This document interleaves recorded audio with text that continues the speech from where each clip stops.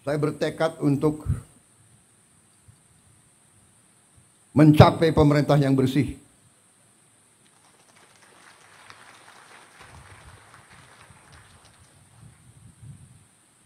Dan ini tidak gampang. Ini sangat sulit. Bahkan saya tahu saya ditertawakan, saya diejek. Tapi saya sudah biasa diejek.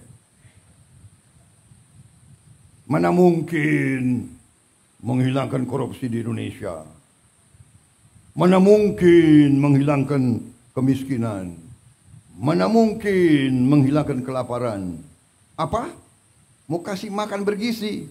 Hahaha, ketawa. Di awal mereka tertawakan saya dan saya tahu mereka mengancam saya. Saya tahu saya diancam. Bismillahirrahmanirrahim. Assalamualaikum warahmatullahi wabarakatuh. Balik lagi bersama saya di channel Perisai Nusantara TV. Nah, sahabat-sahabat sekalian, kali ini ada pidato yang menurut saya sangat menarik untuk kita simak. Di mana dalam pidato ini Bapak Presiden Prabowo Subianto menyampaikan curahan hatinya bahwa ada oknum ataupun pihak yang kemudian tidak senang dengan program yang kemudian dijalankan oleh Bapak Presiden Prabowo Subianto.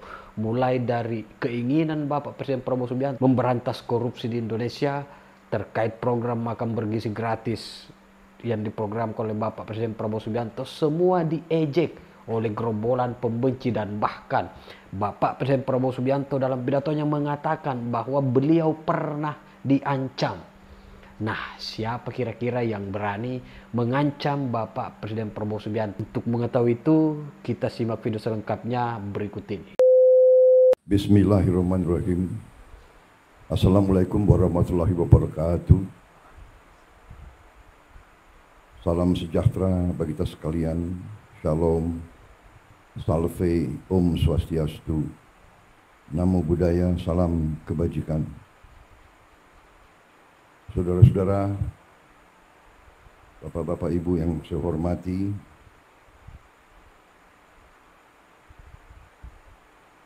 saya juga ingin menyapa tokoh-tokoh yang hadir. Tidak apa-apa, memakan waktu nggak apa-apa kan?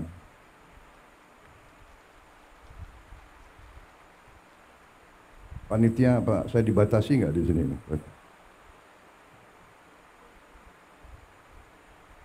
Yang saya hormati, saya banggakan Wakil Presiden Republik Indonesia ke-10 dan ke-12, Bapak Haji Muhammad Yusuf Kalla, beserta Ibu Mufidah Yusuf Kalla. Yang saya hormati, saya banggakan Ketua Umum Pengurus Pusat Muhammadiyah, Profesor Dr. Haji Haidar Nasir, beserta para kiai, para ulama, serta para pimpinan pusat Muhammadiyah dan seluruh keluarga besar Muhammadiyah yang saya hormati dan saya banggakan.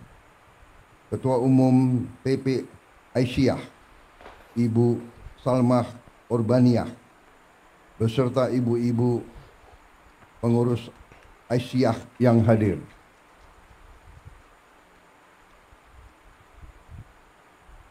Profesor Dr. Muhajir Effendi, Ketua PP Muhammadiyah periode ini nggak disebut nih tahunnya itu. Pak Teddy ini menghadap saya di sini. Ketua Umum PP Muhammadiyah 2005-2015 Bapak Din Samsudin yang saya hormati. Kok agak ngumpet di belakang itu? Pak Din itu kawan saya waktu masih muda. Sekarang agak muda. Ketua Dewan Perwakilan Daerah Republik Indonesia Bapak Sultan Najamuddin, para menteri dan wakil menteri Kabinet Merah Putih, tadi sudah disebut, banyak sekali. Tapi nggak apa-apalah disebut sekali lagi. Menko Bidang Pangan Dr. Zulkifli Hasan, Menteri Pendidikan Dasar dan Menengah yang juga kebetulan Sekretaris Umum PP Muhammadiyah Profesor Dr. Abdul Muti, Menteri Pertahanan Letnan Jenderal TNI Purnawirawan Safri Samsudin, Menteri Perdagangan Saudara Budi Santoso, Menteri Desa dan Pembangunan Daerah Tertinggal Saudara Yandri Susanto, Menteri Kehutanan Saudara Raja Juli Antoni, PhD, Menteri Kelautan Perikanan Saudara Sakti Wahyu Trenggono, Menteri Lingkungan Hidup Saudara Hanif Faisal Nurofik, Panglima TNI Jenderal TNI Agus Subianto, Kepala Kepolisian Republik Indonesia Jenderal Polisi Listio Sigit Prabowo. Jadi kalau Kapolri dan Panglima TNI nama terakhirnya itu Prabowo Subianto.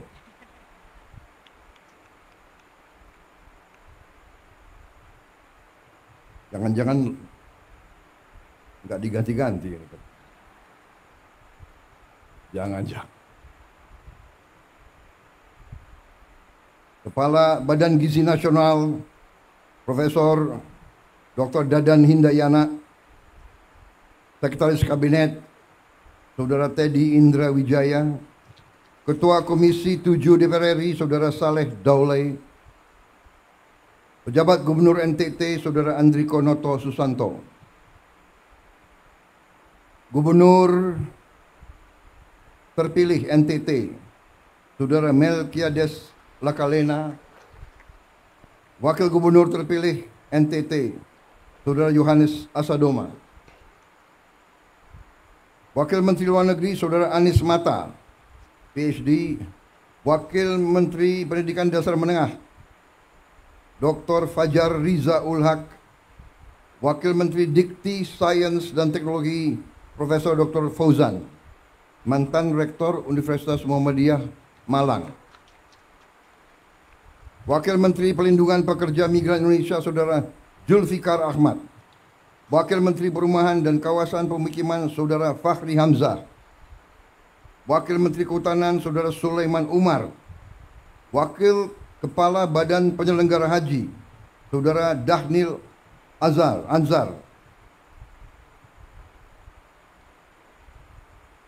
Rektor Universitas Muhammadiyah Kupang Bapak Zainur Wula, beserta seluruh rektor dan guru pendidikan tinggi Muhammadiyah yang hadir di sini. Dan tentunya peserta Tanwir dan Milad Muhammadiyah yang ke-112 yang saya hormati dan saya banggakan. Tadi saya baca banyak tokoh-tokoh karena ternyata banyak sekali di antara mereka juga yang ada hubungan dekat dengan Muhammadiyah. Apakah mereka pernah pengurus Muhammadiyah atau lulusan Universitas Muhammadiyah atau SMA Muhammadiyah. Demikian bukti keberhasilan Muhammadiyah sebagai organisasi kemasyarakatan, sebagai organisasi dakwah, dan lebih dari itu sebagai organisasi pendidikan dan kesehatan. Saudara-saudara sekalian, Presiden Republik Indonesia yang pertama dan kedua juga merupakan warga Muhammadiyah. Kalau tidak salah, Presiden Soekarno pernah menjadi pengurus Muhammadiyah. Dan Ibu Fatmawati juga keluarga dari pimpinan Muhammadiyah di Bengkulu. Pak Harto juga warga Muhammadiyah, lulusan SD dan SMP Muhammadiyah. Bahkan waktu beliau presiden sekian kali kabinet, banyak kawan-kawan non Muhammadiyah yang mengeluh, kok Pak Harto itu kok milihnya Muhammadiyah banyak sekali. Saya juga jangan saya nanti dituduh memilih Muhammadiyah banyak sekali, tidak. Karena mungkin karena keberhasilan Muhammadiyah mendidik, membesarkan kader-kader sehingga Muhammadiyah ada di mana-mana itu. Kalau saya undang partai untuk koalisi, saya minta calon-calon terbaik mereka ajukan nama-nama. Saya nggak tanya, ini Muhammadiyah atau bukan. Ternyata sudah dilantik, ada yang bisik-bisik, itu Muhammadiyah Pak. Hari ini saya hitung kok, ini Muhammadiyahnya.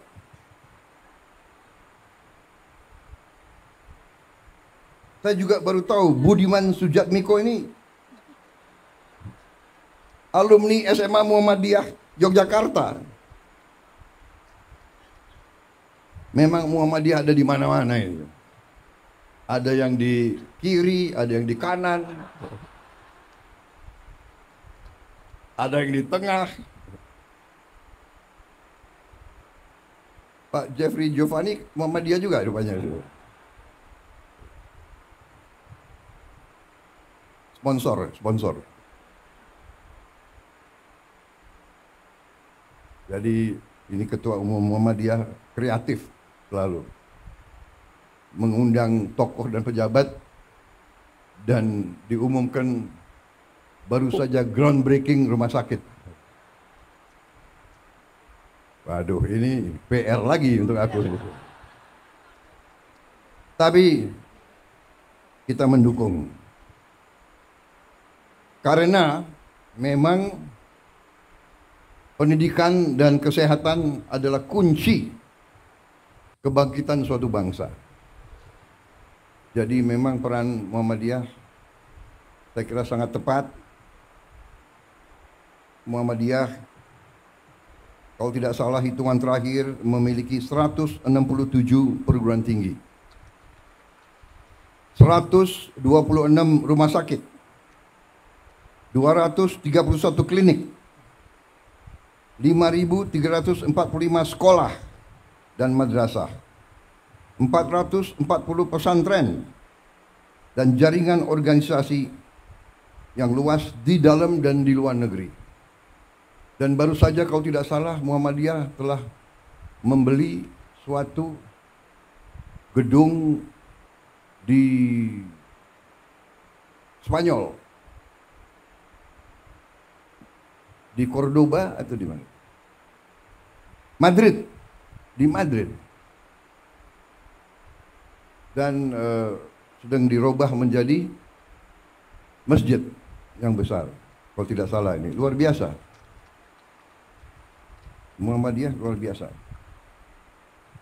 Jadi tentunya kami juga di TNI tidak pernah lupa bahwa Panglima besar TNI yang pertama adalah seorang kepala sekolah SMA Muhammadiyah Purwokerto. Berarti pengaruh Muhammadiyah juga selain dakwah, tapi juga menanamkan patriotisme, semangat cinta tanah air, dan melahirkan pemimpin-pemimpin yang luar biasa. Terus terang saja, Jenderal Besar Sudirman bukan lulusan akademi militer. Beliau tidak pernah ikut sesko dimanapun, tapi berhasil memimpin perang kemerdekaan dan menang. Dan kalau kita lihat ucapan-ucapan perintah-perintah beliau pidato-pidato beliau kalau kita lihat sampai hari ini pun adalah ungkapan dan pemikiran seorang pemimpin militer yang tidak kalah dengan pemimpin militer terhebat di dunia sepanjang sejarah. Artinya, walaupun beliau mungkin dianggap hanya seorang kepala sekolah SMA, tetapi pasti beliau mendalami, membaca, belajar secara otodidak sehingga beliau mampu untuk memimpin sebuah perjuangan kemerdekaan. Saudara-saudara sekalian, menjadi pemimpin dalam kancah krisis perang itu masalah hidup dan mati. Kalau kalah, mati atau dipermalukan atau dijajah. Kita tidak menghendaki perang. Saya mantan jenderal. Saya mengerti dan saya paham apa itu pertempuran. Perang destruktif. Ibarat pohon butuh 20 tahun untuk tumbuh, hanya 15 menit untuk tumbangkan. Negara, masyarakat, desa pun, provinsi pun, kota butuh ratusan tahun untuk berdiri dan berkembang. Hancur dalam beberapa menit, hancur dalam beberapa saat. Karena saya mengerti itu, saya terus berjuang, terus memimpin dengan mengajak, mari kita belajar dari sejarah, mari kita waspada, mari kita galang persatuan, mari kita hindari perpecahan, mari kita hindari konflik. Saudara-saudara, ini situasi yang kita hadapi. Di tengah saya diundang di acara ini, saya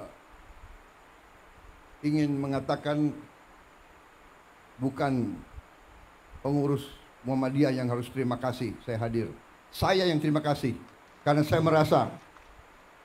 merasa tidak hanya kehormatan, tapi saya merasa penting bagi saya untuk bisa bicara kepada tokoh-tokoh Muhammadiyah, kepada para guru, kepada para ustadz, kepada para ulama. Ustadz, guru, ulama adalah pendidik bangsa, adalah panutan rakyat, panutan masyarakat. Sekali lagi saya katakan, apa yang kita lihat hari ini, situasi dunia mengajarkan kita,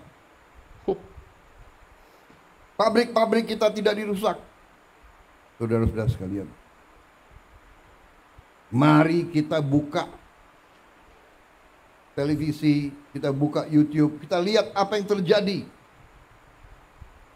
di hampir setiap negara,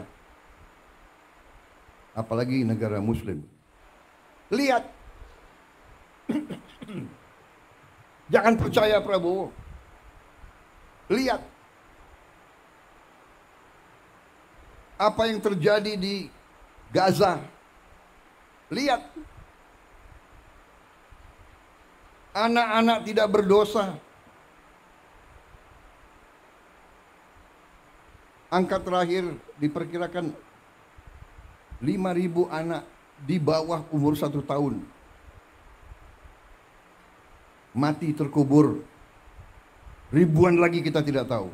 Belum anak di atas 1 tahun, belum orang tua, belum ibu-ibu.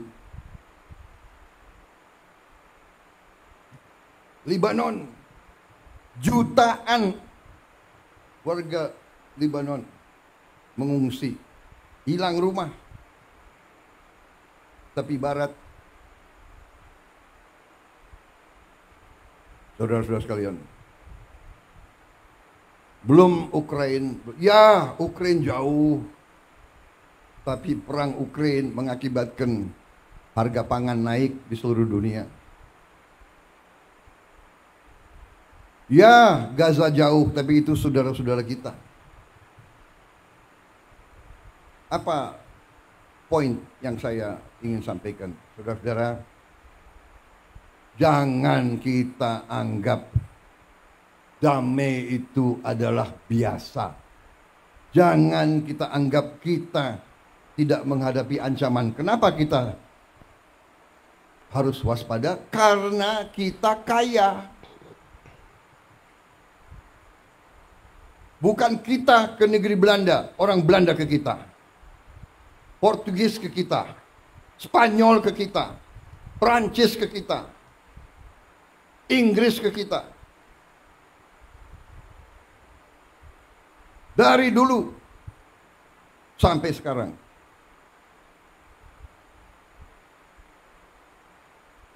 Saudara-saudara, saya kira pelajaran termasuk di semua agama, pelajaran agama Islam pun mengajarkan bahwa kita harus bertanggung jawab atas keselamatan kita sendiri, keselamatan keluarga kita, dan juga atas harta kita. Jadi saudara-saudara, dalam kondisi penuh ketidakpastian, di mana hitungan sekarang adalah di Eropa terjadi kurang lebih 17% kemungkinan perang nuklir. Ini pengamatan pakar-pakar di Eropa. Karena negara barat mengizinkan peluru-peluru jangka jauh, jarak jauh mereka menyerang Rusia. Rusia sekarang mengatakan dia boleh menyerang negara-negara barat menggunakan senjata-senjata yang paling mutakhir. Belum Timur Tengah, belum di Asia, Taiwan dan Korea Utara. Kalau tidak salah tadi malam pemerintah Korea Selatan menyatakan keadaan darurat di Korea. Jadi saudara-saudara, marilah kita jangan terlalu lengah, jangan terlalu santai. Kita non-blok, kita tidak memihak, kita menghormati semua negara. Itu maunya kita. Tapi saudara-saudara, 40% dari seluruh perdagangan dunia lewat lautan Indonesia. 40% seluruh perdagangan seluruh dunia lewat perairan kita. 70% energi Tiongkok, Korea, dan Jepang lewat perairan Indonesia. Bisakah kira-kira kalau terjadi perang besar, bisakah kita tidak terseret? Untuk itu kita butuh kepemimpinan politik yang handal. Dan kepemimpinan politik yang saya maksud bukan kepemimpinan politik yang hanya dari pemerintah. Dan untuk itu perlu ada kerukunan, perlu ada jiwa besar dari semua kalangan. Kita banyak berbeda. Perbedaan itu baik dan wajar.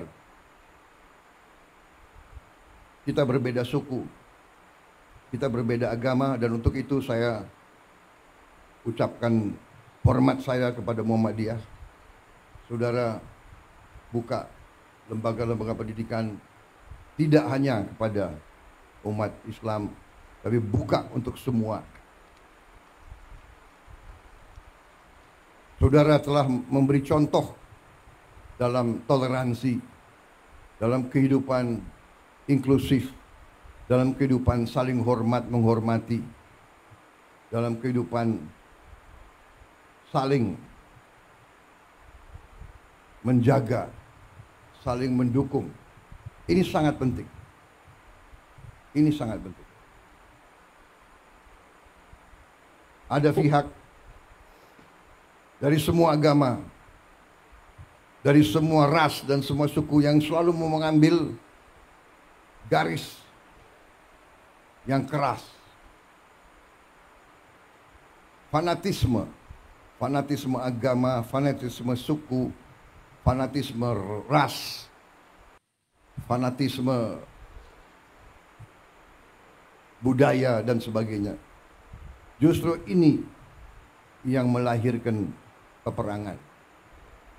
Saudara-saudara, karena itu apa yang saudara telah melaksanakan adalah sesuatu yang sangat-sangat berharga bagi kita semua. Milad ke-112 tentunya saya atas nama pemerintah dan atas nama pribadi menyampaikan selamat dan harapan ke depan Muhammadiyah akan terus dalam peranannya di bidang dakwah, kesehatan, pendidikan, melahirkan kemakmuran untuk semua adalah sangat tepat. Karena kemakmuran adalah tujuan kita. Tapi tidak ada kemakmuran tanpa keadilan. Saudara sekalian, saya terkesan suatu pemerintahan, suatu imperium, suatu peradaban Muslim yang cukup lama, hampir 600 tahun lebih, mendekati lebih mungkin 700 tahun, yaitu peradaban Osmaniyah yang berpusat di Turki, di Istanbul. Itu salah satu adik kuasa pada saatnya yang sangat berhasil. Ciri khasnya adalah dia memimpin suatu kekaisaran imperium yang multi etnis, yang toleran kepada semua agama, semua suku, ratusan suku yang berbeda-beda. Dan di situ ada sesuatu yang menarik bagi saya. Untuk memimpin ratusan tahun dan memimpin imperiumnya begitu luas, dia memiliki suatu akademi. Akademi gubernur. Akademi gubernur itu sebetulnya inti pelajarannya yang saya tarik itu satu paragraf yang bagi saya menarik. Dia ajarkan ke semua calon gubernur. Jadi bupati-bupati yang disiapkan jadi gubernur masuk ke akademi ini, dan pelajarannya sangat banyak tentunya, tapi ada satu yang sangat sederhana. Diajarkan di situ, tidak ada negara tanpa tentara yang kuat.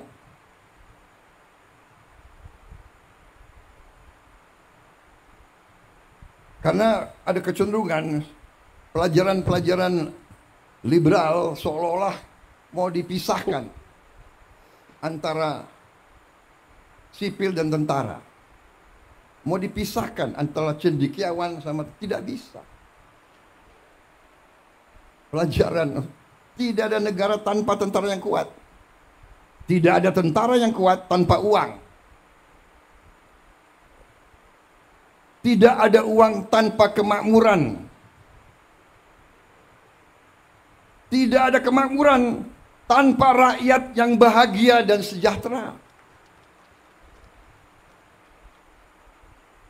Tidak tidak ada rakyat yang bahagia dan sejahtera tanpa pemerintah yang bersih dan adil. Ini benar sekali. Uang dari mana? Uang dari rakyat. Iya kan? Melalui pajak, melalui retribusi. Kalau rakyat tidak bahagia, gak mau bayar pajak dia. Pengusaha yang merasa diperes, ya kan? Dulu, sekarang mungkin tidak ada. Mudah-mudahan tidak ada lagi. Dia tidak rela bayar pajak, dia tidak rela.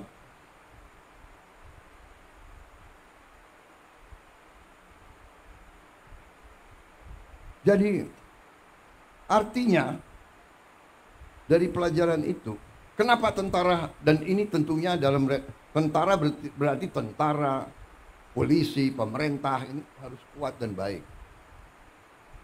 Tapi tidak mungkin kalau uangnya tidak cukup. Uang tidak cukup, dia bisa bertindak. Kita diajarkan oleh senior-senior kita. Tentara yang tidak disiplin sangat berbahaya. Gerombolan. Tentara yang tidak setia kepada tuannya berbahaya. Siapa tuannya tentara? Tuannya tentara rakyat.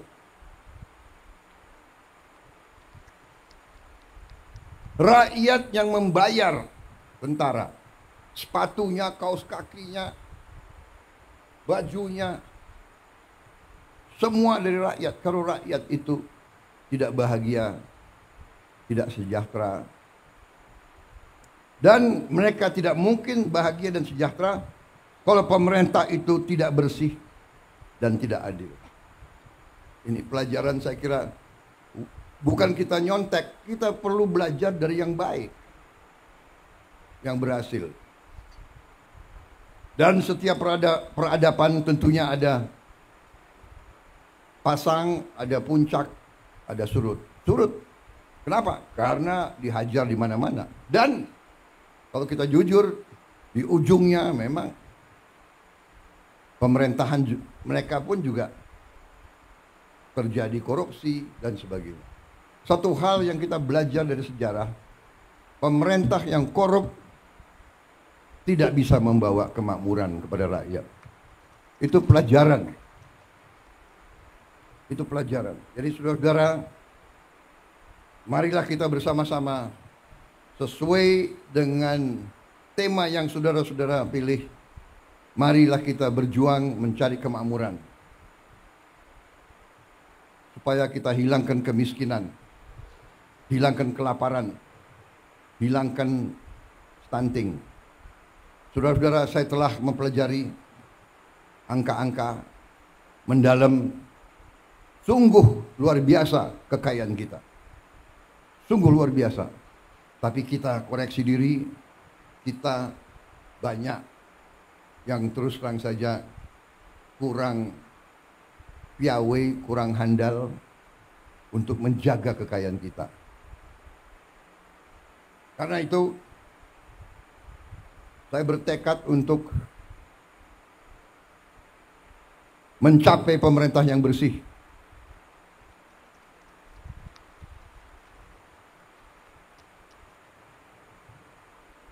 Dan ini tidak gampang.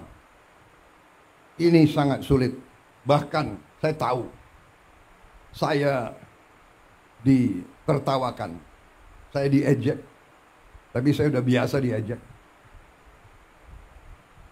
Mana mungkin menghilangkan korupsi di Indonesia? Mana mungkin menghilangkan kemiskinan?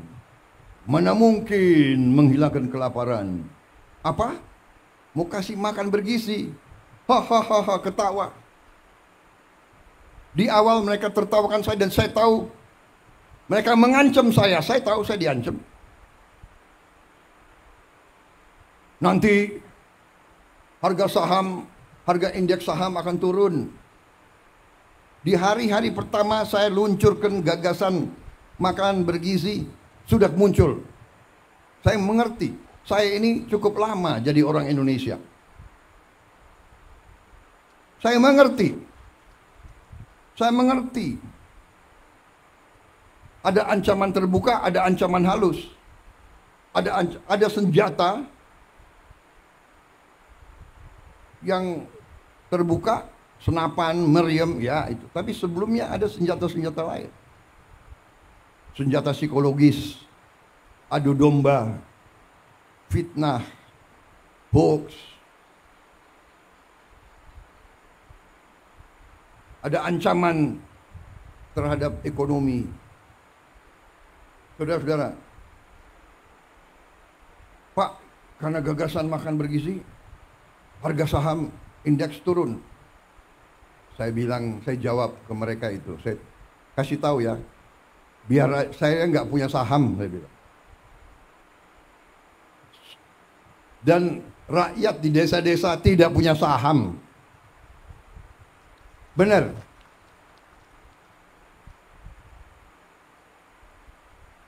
Kalau saham jatuh, iya, pemain-pemain bursa itu. Siapa yang main bursa di sini? Menteri-menteri, ayo ngaku. Fahri Hamzah kayaknya, yuk. Ada bukan orang kaya saja main saham, tuh nggak? Ada teman-teman saya ahli matematik. Dia mau pakai algoritma. Tapi saya lihat hidupnya stres. Tiap detik lihat TV, lihat apa itu? Wah, harga saham turun 0,0 sekian. Oh, panik dia. Hitung lagi. Aduh, hidup stres, aku enggak maulah. Dan saya kasih tahu itu kan, main-main saham itu kalau orang kecil ya pasti kalah. Itu untuk orang kecil itu biasanya sama dengan judi itu. Yang menang yang bandar, yang besar, yang kuat, ya kan? Ini Pak Trenggono itu mantuk-mantuk ini. Jangan-jangan Pak Trenggono punya algoritma. Ya itu. Ada ahli matematik yang saking pinternya dia berani ke kasino. Hitung. Main apa? Roulette itu. Pakai algoritma itu, Cok. Tapi enggak serius, saudara-saudara. Kemudian ada yang mau ancam mata uang kita. Ada juga mau ancam. Saudara-saudara, ternyata bernegara itu, keyakinan saya, dasarnya adalah beberapa hal yang fundamental. Yang pertama adalah kemampuan bangsa itu menghasilkan pangan.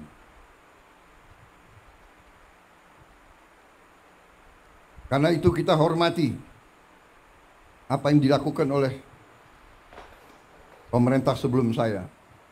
Semua pemerintah sebelum kita. Dari Presiden Soekarno selanjutnya punya jasa sampai kita berada di sini. Yuk kita hormati pemerintah Pak Jokowi. Saya bukan membela orang. Terus terang aja. Untuk apa sekarang saya, apa itu istilah tentara, ngolor, menjilat, ya kan? Bukan saya bela-bela Pak Jokowi karena person, tidak. Saya mau katakan apa adanya.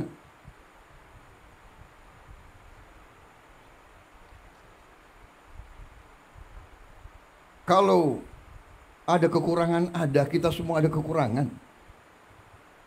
Semua pemimpin ada kekurangan. Jangan memfitnah, jangan menyerang. Kita semua punya kekurangan.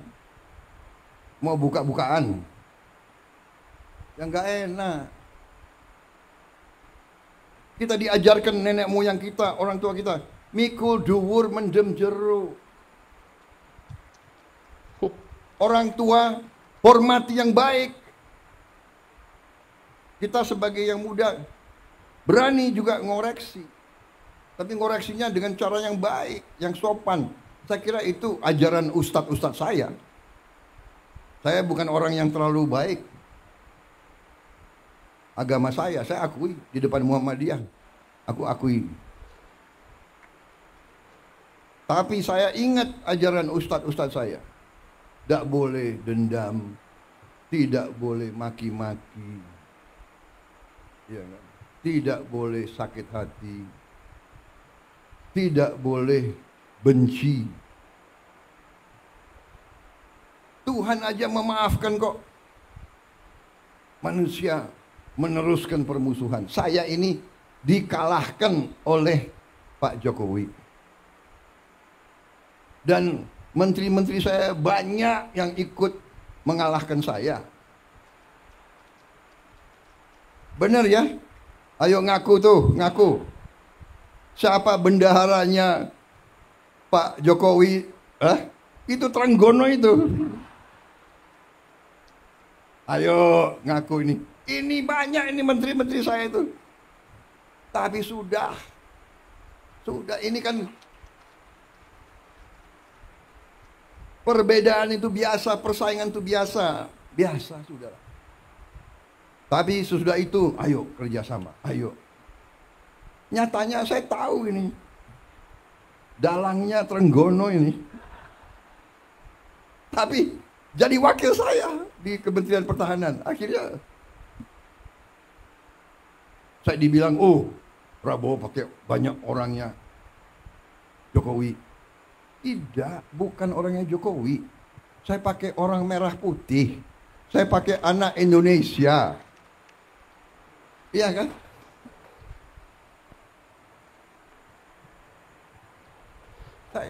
Ada juga yang Menko Polkam saya juga kan bukan orang Gerindra.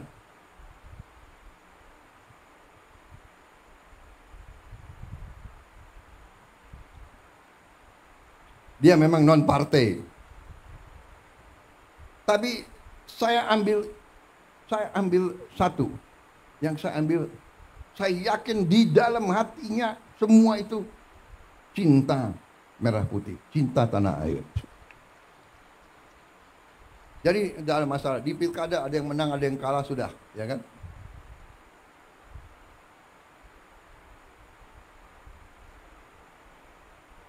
PKS dukung Anies, nggak ada masalah.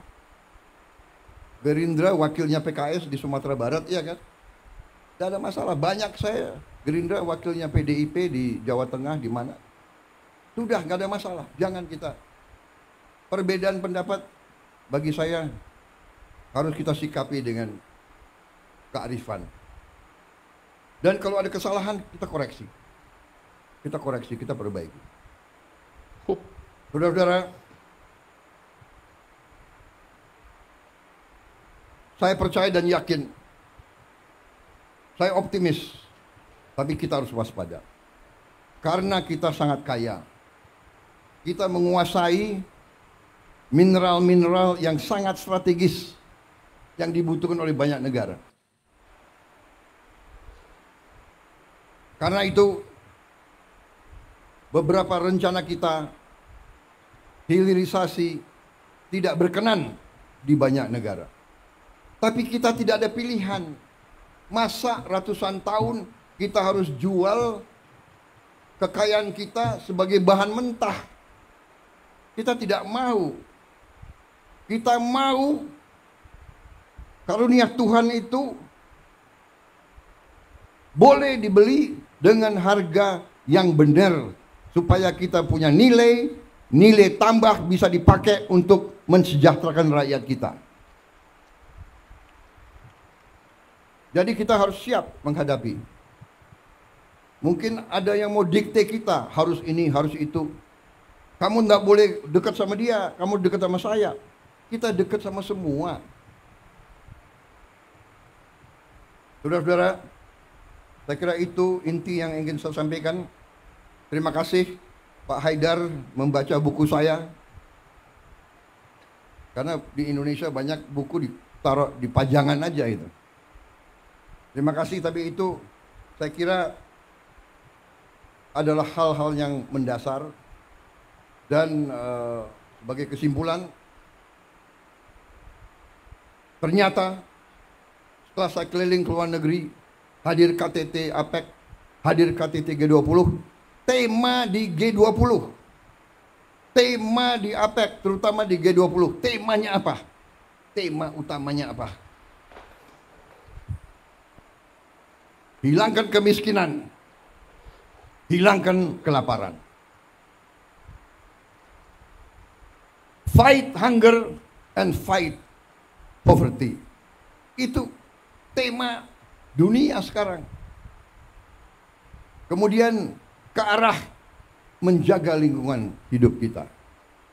Kita nanti berada di garis depan. Saya katakan Indonesia mungkin satu-satu negara, mungkin dengan Brazil dan Kongo, kita diberi karunia oleh Tuhan, kita akan mampu. Semua bahan bakar kita green, semua bahan bakar kita dari tanaman. Dan kita akan swasembada energi. Dan kita akan swasembada pangan dalam waktu yang lebih singkat daripada yang saya perkirakan. Saya beri target 4 sampai 5 tahun. Ternyata bisa lebih cepat. Dan saya percaya dan saya yakin NTT tadi kita robah dari hanya laporan gubernur hanya 300.000 hektar yang sekarang bisa diairi, potensi 4 juta hektar, luar biasa. Dan ini bisa dan ini akan kita kerjakan. Saya percaya manusia, apalagi pemimpin, harus berani punya tujuan, harus berani punya sasaran yang tinggi. Jangan sasaran yang rendah. Saya diejek lagi, Prabowo bisa aja dia ngomong mau pertumbuhan 8%. Saudara-saudara, saya selalu mengutip Bung Karno. Bung Karno mengajarkan dari dulu, gantungkan cita-citamu setinggi langit. Kalau kau tidak sampai ke langit, minimal kau jatuh di antara bintang-bintang. Kalau pengalaman saya di tentara juga begitu. Kalau kita kasih target yang rendah, cukuplah, tidak usah repot-repot, ya kan? Target saya kasih target, kalau sekarang 5%, 5,5%, ya sudah 6% sajalah. Jangan-jangan nggak sampai 6% gitu. Tapi saya hitung angka-angka, saya percaya, saya yakin kita mampu sampai 8%.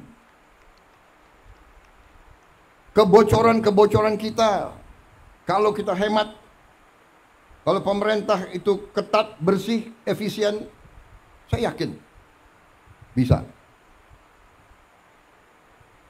Tapi ini butuh jiwa besar. Saudara-saudara, jiwa besar. Gubernur, bupati, semuanya harus bekerja. Wali kota. Sudahlah. Acara-acara yang tidak penting kurangi. Ya kan? Seminar, terlalu banyak rapat. Kenapa rapat atau ini harus di hotel, di mana gitu? Saudara-saudara, hitungan kita perjalanan luar negeri saja itu, Indonesia ini perjalanan luar negeri pejabat-pejabat $3 miliar. Saya minta dikurangi 50% saja. Kalau bisa dikurangi 50%, artinya kita bisa menghemat 15T.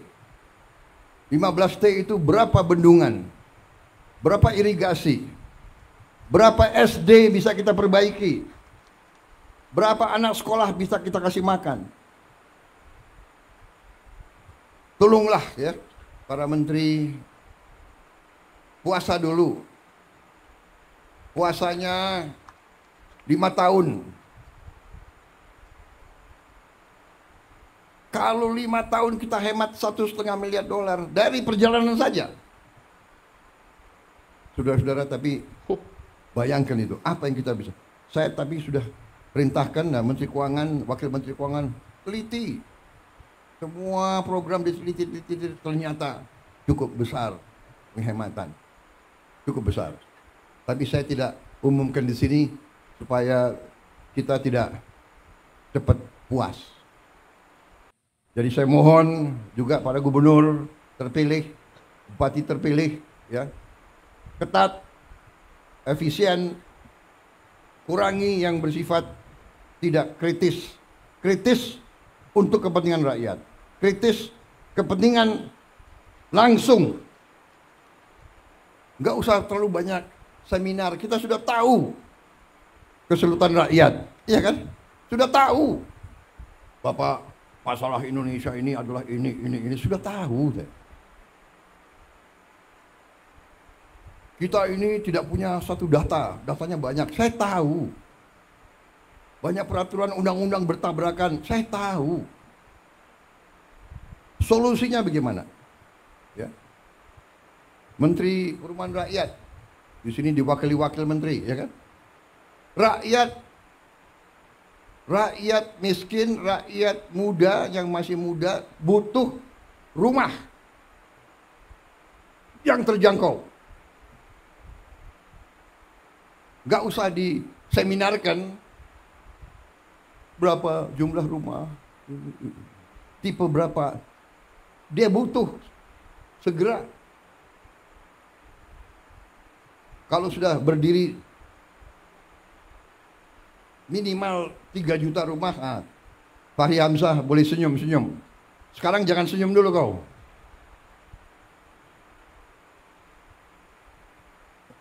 Terima kasih saudara-saudara.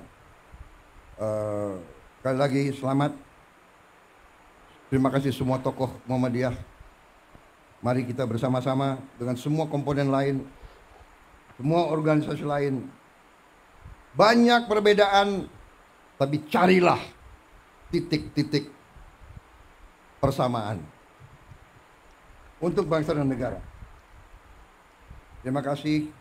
Selamat Milad ke-112 kepada Muhammadiyah. Berbaktilah terus pada bangsa, rakyat, umat. Teruskan apa yang sudah saudara laksanakan dan saudara-saudara buktikan. Wassalamualaikum warahmatullahi wabarakatuh. Pidato yang disampaikan oleh Bapak Presiden Prabowo kali ini cukup menohok, dan saya kira ini momentum yang kemudian dilakukan oleh Bapak Presiden Prabowo Subianto untuk mempermalukan gerombolan pembenci yang suka nyinyir, yang suka menyerang Bapak Jokowi, dan bahkan menyalah-nyalahkan program yang kemudian diprogram oleh Bapak Presiden Prabowo Subianto. Dan lebih sadisnya lagi, mereka ternyata mengancam Bapak Presiden Prabowo Subianto. Sungguh luar biasa perilaku dan tindakan yang mereka lakukan.